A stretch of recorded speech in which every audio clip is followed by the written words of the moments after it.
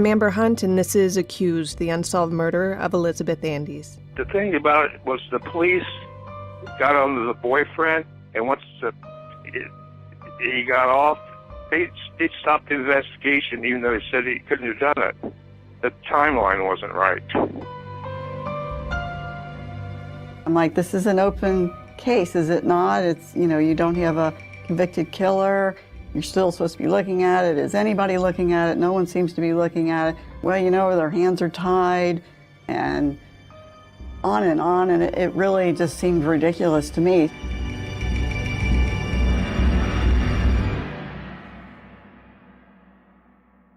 My husband and I have this ongoing joke.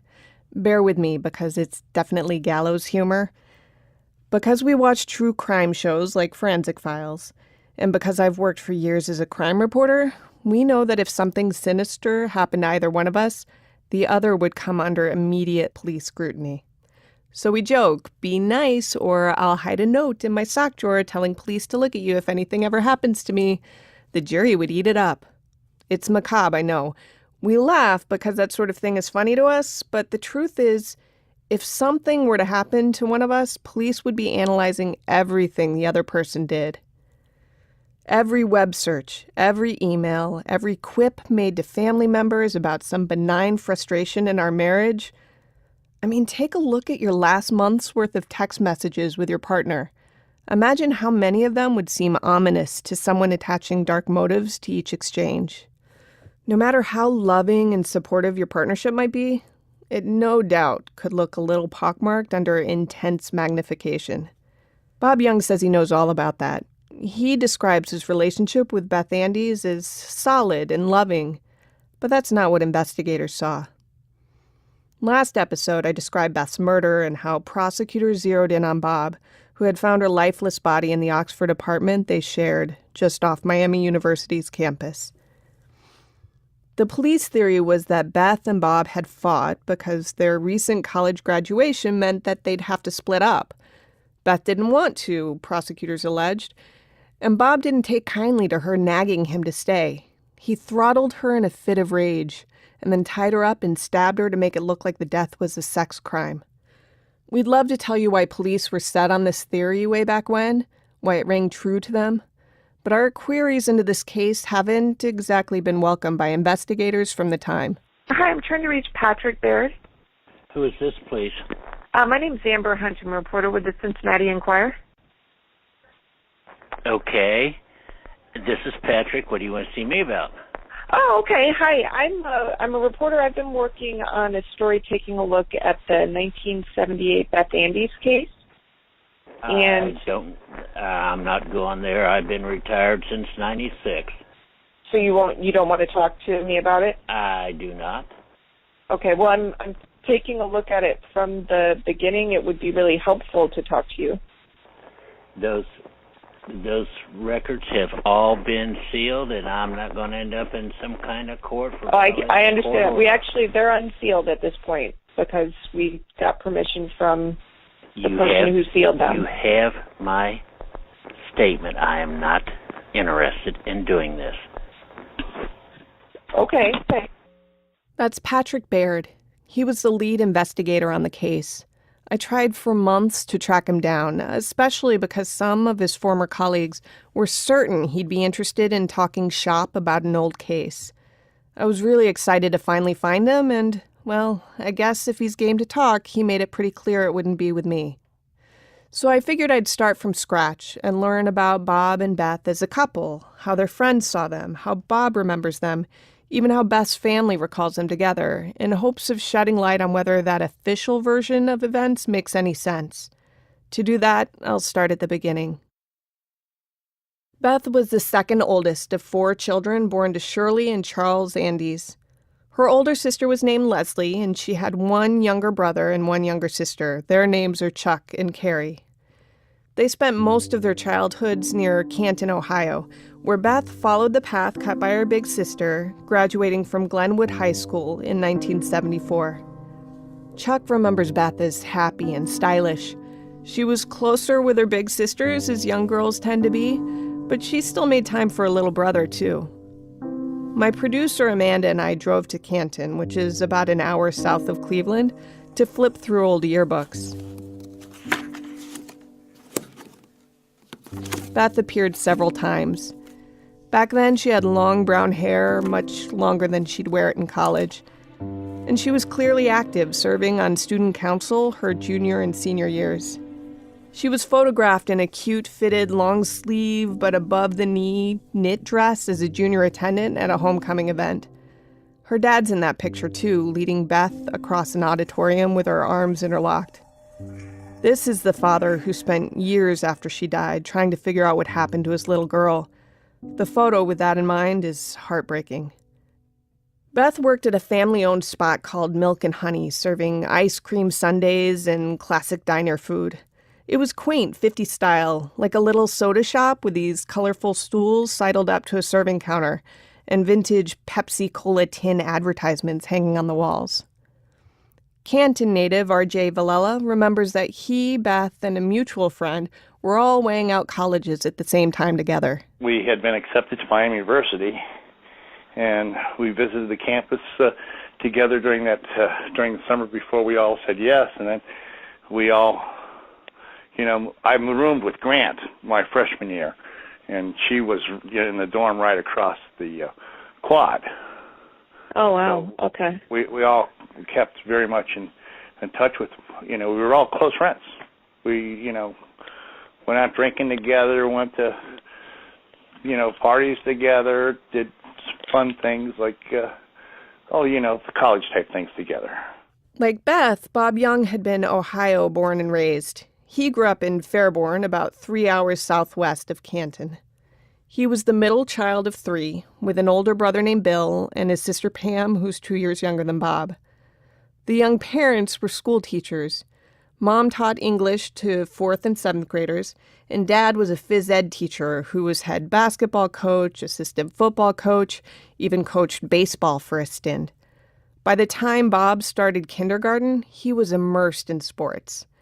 When Bob was weighing colleges, Miami University topped his list because of its academic and football programs.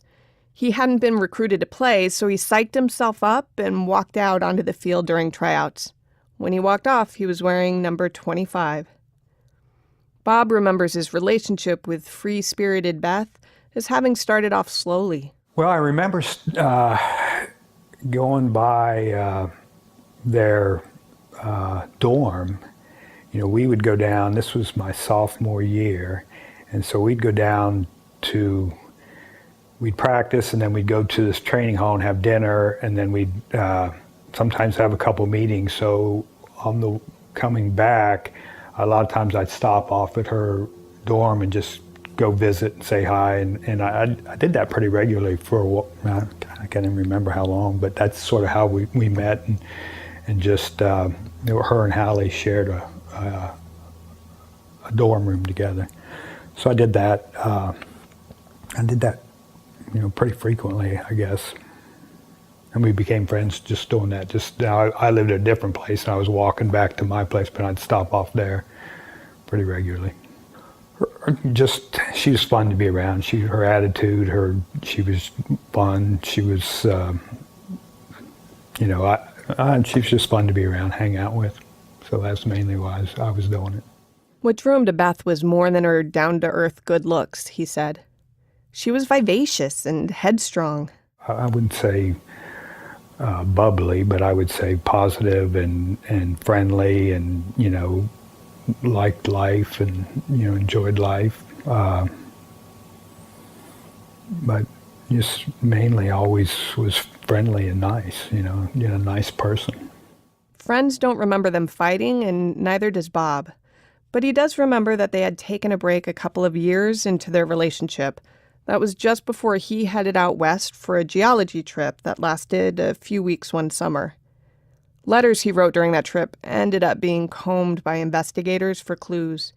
The only damning note made by detectives in the case file was that in one of the letters, Bob described having dropped acid. This note was mentioned in a police memo, though it apparently was considered benign enough that they didn't raise it during trial. I asked Bob if that trip west was the chance for he and Beth to rethink their relationship. It was a little bit of one, and I don't even know if you'd call it a break, but this was before I went on that trip.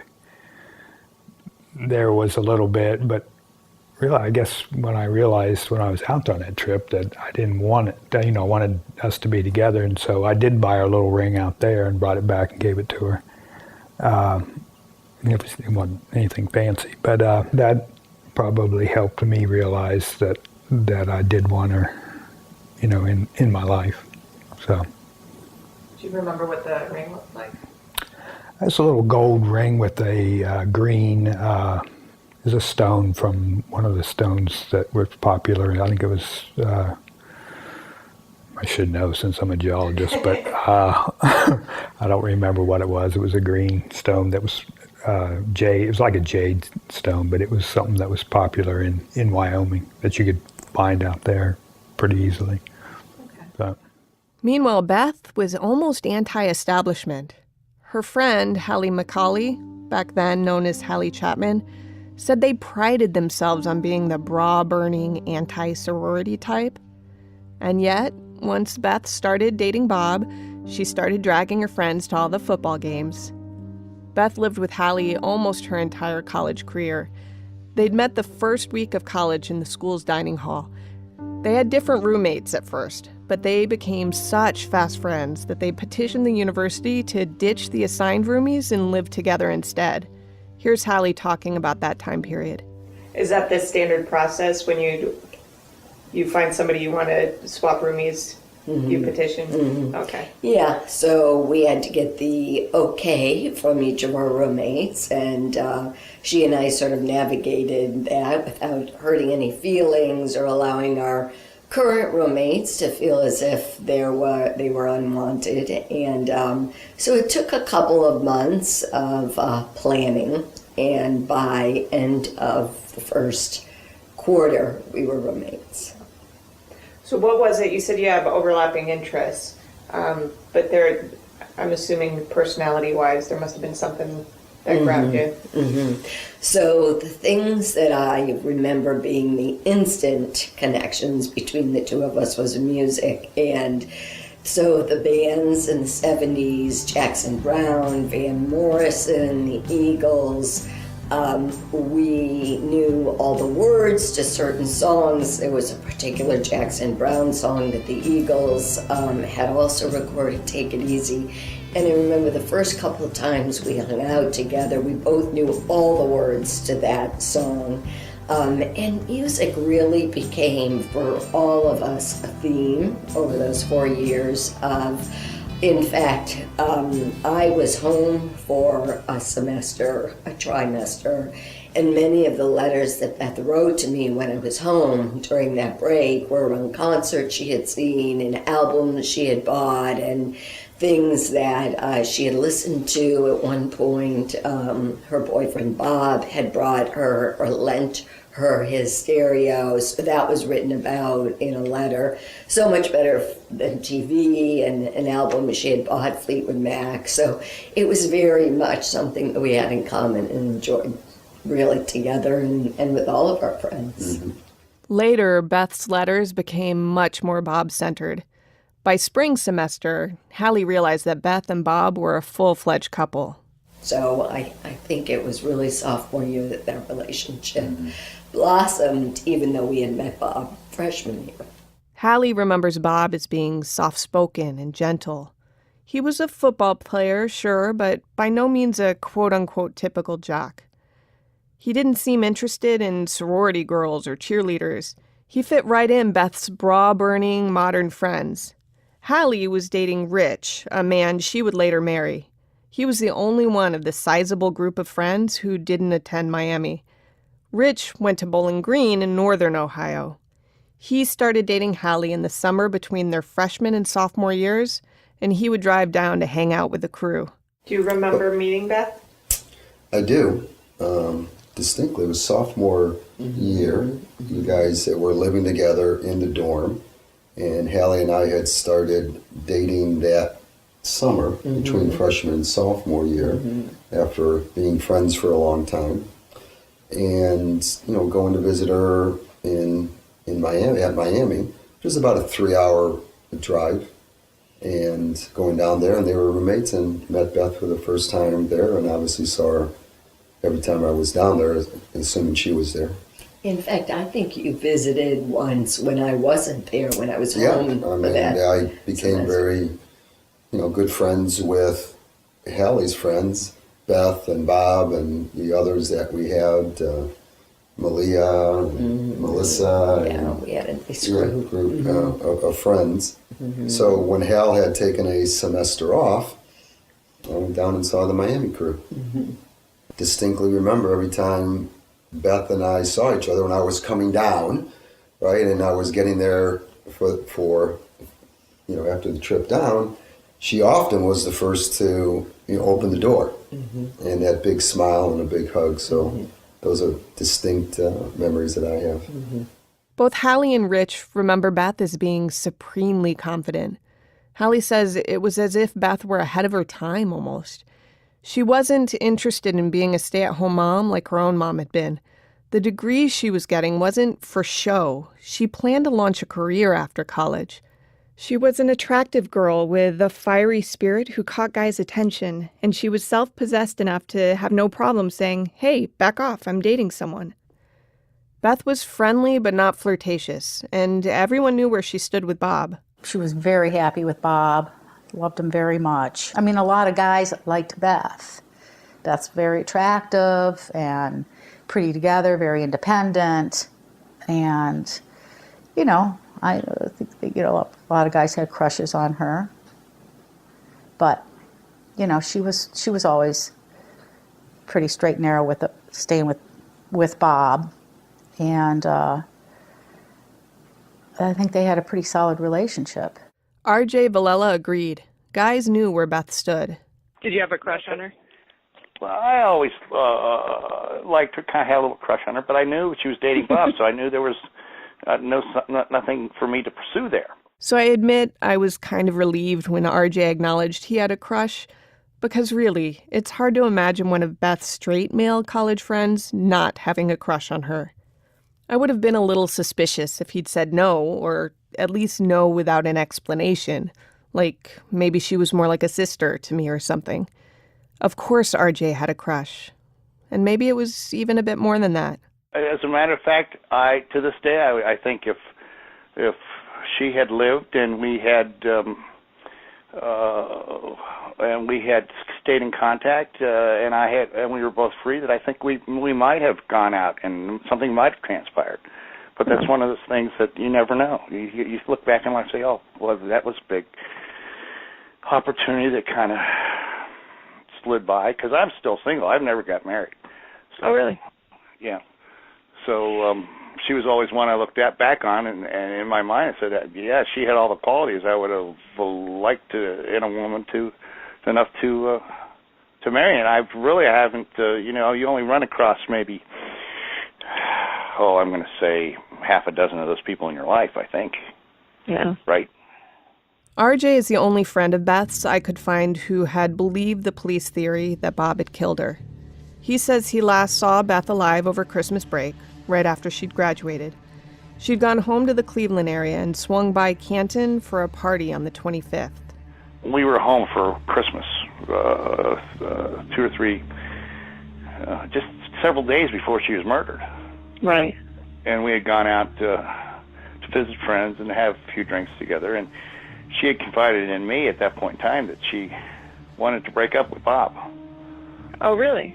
Yeah, and she said she needed that Bob wasn't giving her what she needed, and she needed to move on with her life, and she was looking forward to starting a new life in retail and with a new boyfriend. Not that she was dating anybody else at that point in time, but she had come to the conclusion, and it wasn't an easy conclusion for her. I know she struggled over it for a couple, 2 or 3 months. Was she upset when she told you? Or was it more matter of fact, or? It was, I knew something was bothering her, and I kind of kept probing and asking, hey, what's going on? You don't seem your usually bubbly self. And finally she goes, I think I'm going to break up with Bob. And then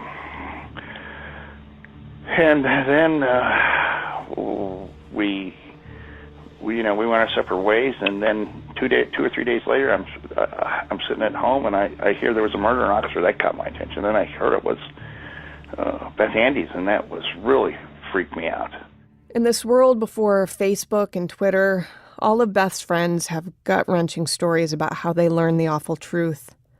Hallie had been tricked at work to go to a meeting to give her mother and sister time to show up at her office and break the news in person. Her boss had even hidden the day's newspaper, worrying that she would see the story about the gruesome murder in Oxford. The missing newspaper served as a red flag because part of Hallie's job was to sift through the papers each day and clip out mentions of her employer, the Cleveland Area Chamber of Commerce. The second red flag came when she was asked to go to a meeting in place of her boss. By the time Hallie returned from the meeting ruse, she was feeling off kilter. My morning wasn't going the way it had been going. And the third, red flag occurred when I got back from the meeting, and my mother and sister were sitting in his office, in my manager's office, and he was nowhere to be found. My initial reaction was something had happened to my father. It was, of course, the last thing you're thinking is that a peer of yours had passed away. And I took one look at my mother's face and my sister's face, and I knew it was bad. It amazes Hallie in hindsight, but she didn't immediately ask what happened to Beth. She was in such shock, such disbelief that it didn't occur to her. She didn't know her friend had been murdered until later in the day, and she learned it at the same time she learned Bob had been charged with killing her. She didn't believe it, but she remembers her parents telling her to reserve judgment. I mean, the police were the professionals, right? Surely they had reasons to think the way they were thinking. And then Hallie learned that Bob had confessed. So let me back up to when did you hear that he had made a statement? Mm-hmm. How did you find out about that, and what was your reaction to it? Mm-hmm. Yeah. So I first learned of it through my parents, and so there were really two things that happened that day. One is learning of her death that morning, and then the other was a learning that Bob was being charged with the murder and that he had signed a statement. So there was probably a certain level of shock, and still to this day, I believe, and I think about Beth being in heaven. I think we're both still in shock. I think of Beth so often, still thinking to herself, I can't believe this happened to me, let alone Bob went through what Bob went through. Now, Hallie had lived with Beth from first semester freshman year through May of 1978. At that point, 5 young women were living together in an apartment on Ardmore in Oxford. The crew was about to split up because most of them had graduated on schedule. Hallie moved back to her parents' home briefly and then to Cleveland, where she started her first post-college job. Beth, Bob, and Sue Parmalee all had another semester to finish up before they could get their degrees. So the 3 of them decided to rent an apartment at Candlewood Terrace, just off campus. Wait, did I say 3 there? Because here's a funny thing. The trial transcripts, the original detective reports, everything indicates that there were 3 people living in that apartment, Beth, Bob, and Sue. But when I recently talked to Sue, she threw a wrench into things. It was Bob and Beth lived there, and my boyfriend John and I lived there. So the 4 of us lived in that apartment. And John was graduated, but he hadn't decided what he was doing yet, so he hung out in Oxford for another semester. So so there were 2 couples in the Candlewood apartment? Mm-hmm. And I'm guessing that maybe your parents didn't know this. Is that why I haven't heard of John? Possibly. Looking at the police documents, it appears investigators didn't know about John. There's no record of him being fingerprinted. Nowhere in the thousands of pages of documents and transcripts and interviews and handwritten statements is this guy John mentioned anywhere. Even today's investigators didn't know about the fourth roommate until I told them about it. And this matters because to this day there are still 6 unidentified fingerprints in this case and 2 palm prints, and I've been wondering if any of them had been left by the killer. But I can't rule out that maybe they were left by a fourth roommate. It's just another one of those things where I'm like, really, it's nowhere in the police file. This is a new name to me. And Really? I've been working on this for months. And, elimination prints-wise, yeah, that is what you would do. Hope I don't have to drag him into this. No, I don't mean it that way. I'm just kidding. I just mean if somebody else lived, they have your father's prints because he came. Oh, did he get printed too? Yes, he came and helped you. Oh, yeah. Move. Well, I'm trying to think. Yeah, my mom and dad were both down there for graduation. And then, we hauled all my stuff out of there. I didn't have a whole lot, but yeah. How did they not print the fourth person who lived in the apartment? It's just amazing. Anyway, but he's a good guy. I don't need to worry about him, right? What do you mean? John was in Aspen, so there's Yes. no, yeah. Oh, yeah. No, he wasn't in the state at that time. No. Mm-mm. Well, no. that's good. For me, John's very existence shows what a mess the case files are. Sue says she's certain she mentioned him to police. And I believe her, but I don't see that anyone jotted it down. I eventually tracked down John. He said he even flew back to Ohio from Colorado to attend Beth's funeral and to be on hand to talk with police just in case they asked. But he says they never did. So did the police ever, did anybody ever talk to you because you had lived in the apartment too? And I know they were trying to figure out fingerprints. Yeah, no, never had any contact whatsoever, or, at any point in time. I'll ask now since they didn't ask then. You said he seemed laid back. Did you ever hear them argue? Was there anything that pointed to what ended up being the police's theory of what happened? No, I never really saw anything that would indicate to me that, he was a violent person or had violent tendencies. I don't remember any arguments, things of that nature that I could think of that would really stand out, like major doors slamming, screaming, the typical stuff you would expect. John says he was in shock. He flew back to support Sue during the funeral, and when police didn't contact him, he figured it was because they didn't deem it necessary. He focused on helping his girlfriend through the trauma. And for Sue, learning about Beth's murder was devastating. She remembers the call came in the dead of the night. I was in bed, and the phone rang. I think my parents were in bed, and my parents had a phone in their room, and I remember my dad coming into me and saying, Beth's been murdered. She was found bound and gagged. And I don't know exactly the order of words, but it was just kind of like an explosion. So everybody was like, oh my God, what? Beth was murdered. She was bound and gagged. And then he talked to the police. My mom's like, I'm crying and we're trying to find out what on earth happened. And they're like, well, can you fly down here? So, after that, you just kind of, the next morning, my dad and I flew down to Cincinnati. And I remember looking up and watching Mrs. Andes and Gary come in and sit down, and Mr. Andes and Chuck came. They flew down on that flight. We didn't really talk at that time. I just remember looking over at my dad, and he's just like, he's just like this, like, oh my God, I'm sure he's thinking, could have easily been me, how hard it would be to lose a child, what a terrible tragedy. But my dad he had my back the whole time. And we went to the police station and were fingerprinted. And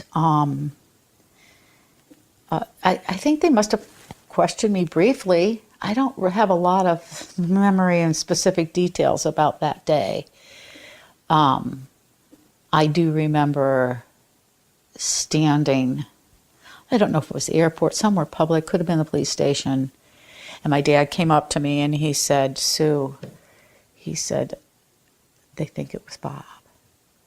And I just remember going, no, like that, and just like hitting my dad's chest, like totally freaked out. I'm not a violent person at all, but I was just like, oh my God, no way. And he just he held me, and I'm just like, there's no way that could have happened. That of course you would be shocked to know that A, it happened, B, it was just so utterly violent, and C, that you would know someone that would do that.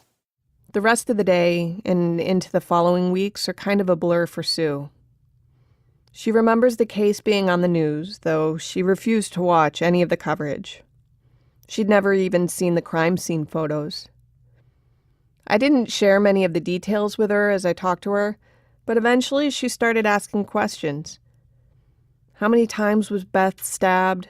Was she sexually assaulted? Was the door to the apartment forced open? I told her that I trusted that she would only ask if she was ready to hear the answers, and she promised not to blame the messenger. Sue never thought Bob could have hurt Beth, much less kill her. A police statement she wrote in 1978 says the same, describing Bob and Beth's relationship as ideal. She envied them, she said. Bob bought her flowers, and they were very much in love. Sue never once saw them fight. There's a little notation at the bottom of Sue's 2-page handwritten statement that breaks my heart every time I see it. It's almost a postscript, written in letters about half the size of the rest of the statement. She wrote, God bless her soul. Soon after Beth died, she was moving to Hilton Head for a teaching job. She remembers Beth's mom approaching her own mother at the funeral. Mrs. Andes came up to her and just said, don't let her go. Whatever you do, don't let her go. And I know when my mom and dad, I drove my car down, they drove a car down to help me move some things, and I'm sure it was just so painful for them to leave me down there on my own. And but they knew they had to, because they knew that's what I was about. That's what Beth would have done. We were all on our way to create our lives. And you know what? I didn't make it it was really hard for me down there. So I, developed like checking out my bathroom and shower, and I still will never unlock a door without checking to see it's locked. But little things like that. So I think I became a little bit crazy there for a while. But I totally remember, not being able to feel better. My mom came down twice, and I have this great picture of us. And I remember thinking to myself, oh my God, my mom's here, and she can't make this go away. She can't make me feel any better. So it was very frightening that you couldn't find peace or comfort anywhere for me. For the most part, people who knew Bob and Beth together couldn't buy that Bob hurt her. Bob had worked at the Village Center, and several of his coworkers stopped by the Oxford Police Department to fill out voluntary statements. They basically said the cops had the wrong guy. He was way too nice. They'd never seen him mad. At first, that's what R.J. Villela thought too. But then he remembered that Beth hadn't been her usually bubbly self, and that she said she might need to break up with Bob because they had graduated. RJ says she was upset about it and nervous about telling Bob because she hated confrontation. He also remembered a few moments with Bob that, in hindsight, gave him pause. I think I saw the beginnings of somebody that when they drank alcohol lost their temper and lost their control. I witnessed a fight in her parking lot. Maybe, or not really a fight, but maybe some words exchanged. Maybe, and it's hard to think back exactly now what happened. But I remember it was at her apartment. I remember Bob was involved, and there was some. He was shouting and then yelling at another couple guys over something that seemed very silly. I remember being very silly, and I'm saying, God, he's out of control. Okay. And I remember having to, pull him aside, say, hey, settle down, settle down. Well, that was the first time I really saw him, lose control, lose his temper. And that was just, like I said, several months before she was murdered. And that kind of came back to me after I thought about it more. At first, I didn't think he could do something like that. But the more I think back on it, I realize now that he had a problem with his temper, and they were breaking up, and it could have been enough to set him off. As a crime reporter, I've written about people who've snapped for no reason at all, so this, of course, seems feasible to me. The problem I have with it, though, comes down to the timeline and the role that alcohol, RJ says, played in Bob's temper. Amanda and I drove the 60-mile route from Fairborn to Oxford recently. While we can't recreate 1978 precisely, we tried to keep some factors consistent. It is 8:42 p.m. and we are leaving the gas station parking lot, turning right onto Black Lane.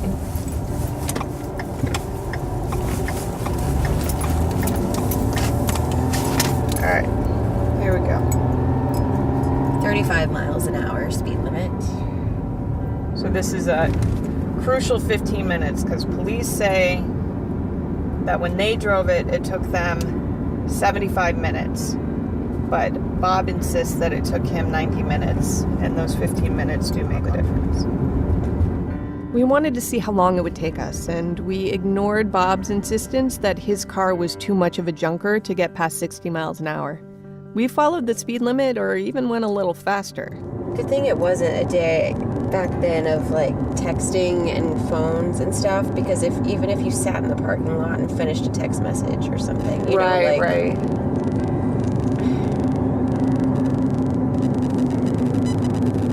Of course, if they'd had text messages, he would have been back earlier.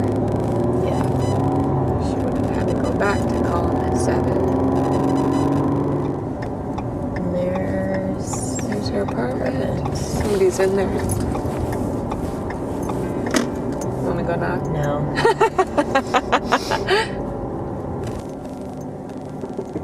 All right, there we go. Stop. All right. So, let me shut this off real quick. All right. We just pulled into the parking lot where Bob would have pulled in. It took us 1 hour, 28 minutes, and 5 seconds. If we're really wanting to be generous, we could trim off 5 minutes, say 2 minutes for bad lights, and 3 minutes for one missed turn that we had to fix. But that still puts us at 1 hour, 23 minutes. And police said they got here in 75 minutes, 1 hour 15. 75 minutes. And he said it took him just shy of 90 minutes.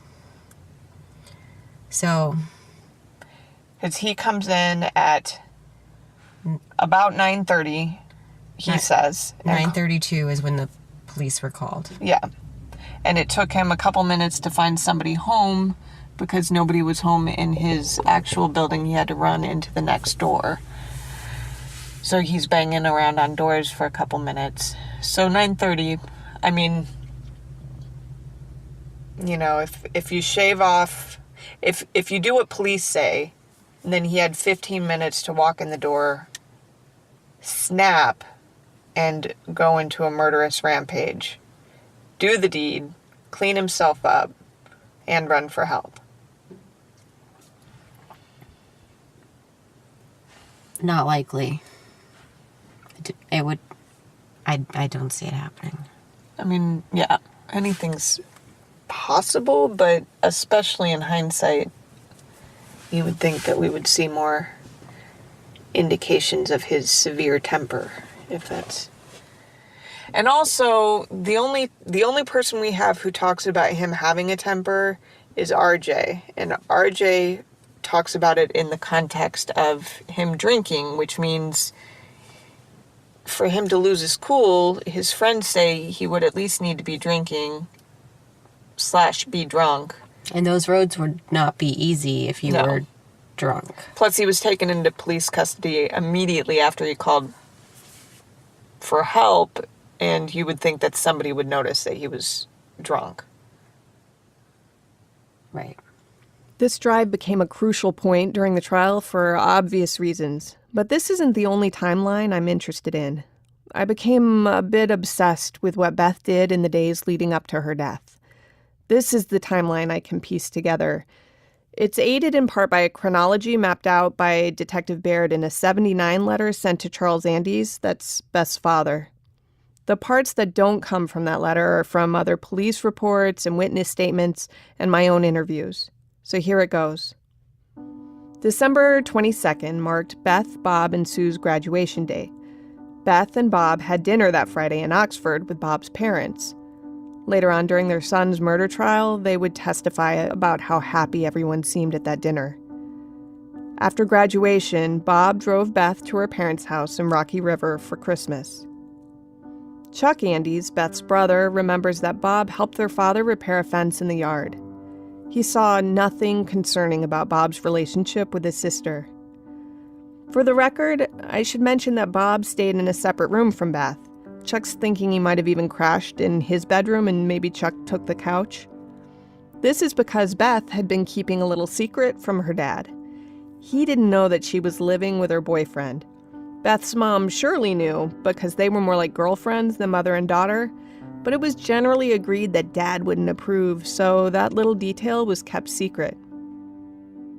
Bob drove his own car and headed home on Christmas Day or possibly early the 26th. The notes on that aren't terribly specific. Beth went to a party in Canton the evening of the 25th, and the next night she ate dinner with several girlfriends back in Cleveland. On December 27th, Beth and her dad went car shopping during the day, according to Sue. Then Beth borrowed her dad's station wagon and stopped by Bob's parents, staying for about a half an hour, before heading back down to Oxford. You'll remember much of what she did the next day from episode 1, but I found myself particularly interested in what she did Wednesday, the day before she died. It's a little trickier to map out. What I know is that Beth's boss, a manager at a drive-through delicatessen in Oxford, called police the morning after Beth died to say he had heard about the murder and he figured they'd want to talk to him. The boss, named Robert Call, though everyone called him Buzz, explained that he hung out with Beth alone at her apartment that Wednesday night. He, of course, wanted to be as helpful as possible, so he spelled out what they did. He said they watched a movie on TV while Beth packed. And they talked about the typical stuff. How was Christmas? Are you excited about the move? That sort of thing. In his handwritten statement, he sounds dumbstruck by her death. She was one of the best employees he'd ever had, he wrote. She was just an awesome girl all around. Quote, I cannot think of one reason why anyone would want to harm her, end quote. He did report one jarring thing about that night. He said Beth had been upset because when she got home, she found her door unlocked, and she thought a maintenance man had left her home vulnerable to robbers. Buzz told her she should officially complain to management the next day, which she did. We'll talk more about that in a few minutes. In the end, Buzz says he was at Beth's apartment for about 2.5 hours, from about 9 to 11:30 p.m., and then he went home. He saw Beth one more time after that, he said. About 10 to 15 minutes after he'd gone the half mile from her apartment to his home on West Spring Street, Beth showed up to use his phone. Remember, her phone was disconnected because she was in the middle of a move. And there weren't cell phones in '78. Buzz said that Beth's phone call didn't go through at first, so she hung out for about 10 minutes before trying again. He thought she was calling her parents. We know that Beth got home safely Wednesday night because Thursday is when she met with a real estate agent to put a deposit down on her new Cincinnati apartment. On the way, she was stopped for speeding, and witnesses saw her renewing her license with the updated address about 10 or 10:30 a.m. She shopped for new boots and readied for Bob's arrival that evening. Beth also stopped by the apartment management office that morning to complain about the unlocked door. Multiple maintenance workers remember her doing this, and it was among the chit-chat between Beth and Sue that they exchanged when they talked on the phone Thursday evening. She must have just been calling to keep in touch. She was down there, and again, she was down there alone. And when I mean alone, there was nobody in the apartments. I mean, those were college student housing. So everybody was home for Christmas. It was 27th, 28th of December. As I say, she was busy packing up her apartment and then securing her new apartment and going to move everything down, did some shopping. Those are the three things I remember her talking to me about, was looking for a car with her dad. And so she's just, sharing her day. And then she got some new boots, and I was getting ready to go to, Hilton Head, packing my stuff up. And she did mention the apartment door being left open. Nothing seemed to be taken or anything like that, but she just didn't appreciate it being left open. Hallie also got a call from Beth on Thursday, and Beth shared this story about the unlocked door again. This door thing really bothered her. Hallie's memory is slightly different, though. She recalls Beth describing how she had confronted the maintenance man at fault. So she was telling the story about Thursday, about how she found the guy and he was in the boiler room, and she was, confronting him. Well, hey, bud, were you in my place? Did you didn't lock the door? And she even said, something about him having keys, right? If you have a key to get in, then you have a key to lock it. Very specifically remember that. Do you remember if she said what his reaction was? Did he respond to her? I don't remember her saying anything about, him responding. It was a very kind of one-sided, conversation. It was more of a, can you believe this guy left my door unlocked sort of thing. I'm not sure if that boiler room confrontation actually happened, but it could have. Beth's a feisty young woman. Is it possible she confronted the wrong kind of guy when she complained about the unlocked door? I'm the type to believe anything is possible, so this is one of the avenues I pursued, especially when I heard that Beth's last stop Thursday before she died was back to the Red Ox, where she picked up cleaning supplies and was still complaining about the unlocked door. The maintenance man's name is Stephen Green. Police talked to him the day after Beth died.